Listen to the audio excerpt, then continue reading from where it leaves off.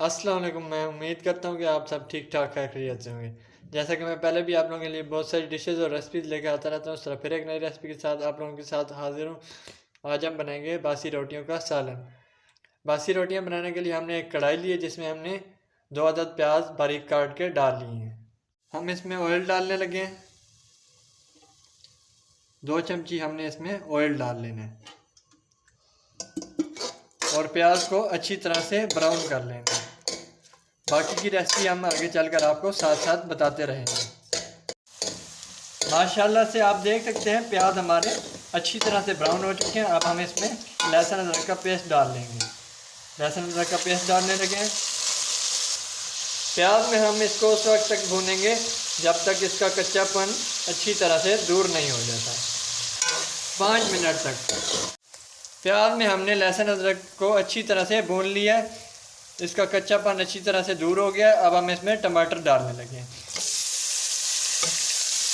टमाटर डालने के बाद टमाटर को भी हम 5 मिनट तक भून लेंगे। सारा दारा मदार हमारा मिसाले पे होता है। जितना ज़्यादा हमारा अच्छा मिसाला बनेगा, जितना ज़्यादा हम मिसाले को भूनेंगे, उतना ही सालन हमारा टेस्टी और मज़ेदार बनेगा।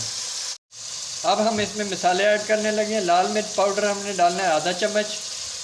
नमक हम इसमें डालेंगे आधा चम्मच। आप अपने हिसाब से इसको कम ज़्यादा भी कर सकते हैं।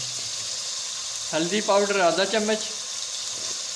धनिया पाउडर 1 चम्मच। तमाम मिसालों को डालने के बाद हमने इसको अच्छी तरह से मिक्स कर लेना। बाकी की रेसिपी हम आपको साथ साथ बताते रहेंगे आगे चलकर।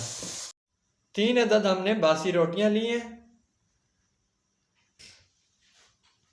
अब हम इनको छोटा छोटा कर लेंगे। आपने भी इसी तरह रोटी को छोटे छोटे टुकड़ों में तकसीम कर लेना है। मिसाले में आधा कप पानी डालने के बाद हमने इसको ढक्कन लगाकर रख दिया था। अब हम इसको ढक्कन उठाकर चेक कर लेंगे। आप देख सकते हैं मिसाला हमारा आहिस्ता आहिस्ता से भुन रहा है, तैयार हो रहा है। 3 अदद हरी मिर्च हमने बारीक काट लिया। अब हम इसको मिसाले में शामिल कर लेंगे और अच्छी तरह से इसको मिक्स कर लेंगे।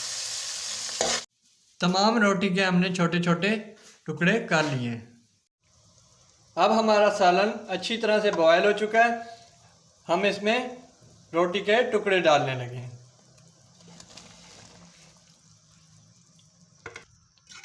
इन तमाम टुकड़ों को अच्छी तरह मिक्स करने के बाद हम साथ ही इसमें दलिया ऐड करेंगे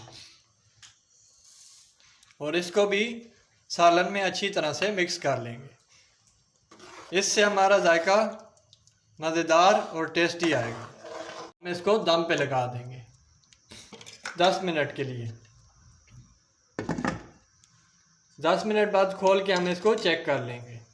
हमारा बासी रोटी का सालन बनके तैयार हो चुका है। 10 मिनट हमारे पूरे हो चुके हैं। अब हम चूल्हे को बंद कर लेंगे। बिस्मिल्लाहिर्रहमानिर्रहीम। अब हम इसका ढक्कन उठा के चेक कर रहे हैं। माशाल्लाह से आप देख सकते हैं सालन हमारा ही काफ़ी ज़बरदस्त बना है। इसकी लुक काफ़ी ज़बरदस्त है। अब हम इसको एक प्लेट में डाल के डिश आउट कर देंगे। बिस्मिल्लाहिर्रहमानिर्रहीम। इसके ऊपर हमने थोड़ा सा गरम मसाला ऐड करना है। अच्छी तरह से इसको फैला लेना है। हमने इसको एक प्लेट में डिश आउट कर लिया। ये काफ़ी लजीज और मज़ेदार बनता है। आप इसको हलीम भी कह सकते हैं, रोटियों वाला। आप भी इसको अपने घर में ट्राई करें। कमेंट सेक्शन में कमेंट करके बताएं कि आपका रोटियों वाला सालन किस तरह बना है। उम्मीद करता हूँ कि आप लोगों को मेरी वीडियोस पसंद आ रही होंगी। अगर आप लोगों को मेरी वीडियोस पसंद आ रही हैं तो मेरे चैनल को लाइक, सब्सक्राइब और वीडियो को शेयर ज़रूर कर दें। बेल के आइकन को क्लिक करें। मिलते हैं नेक्स्ट वीडियो में, तब तक के लिए इजाज़त दें। शुक्रिया। अल्लाह हाफिज़।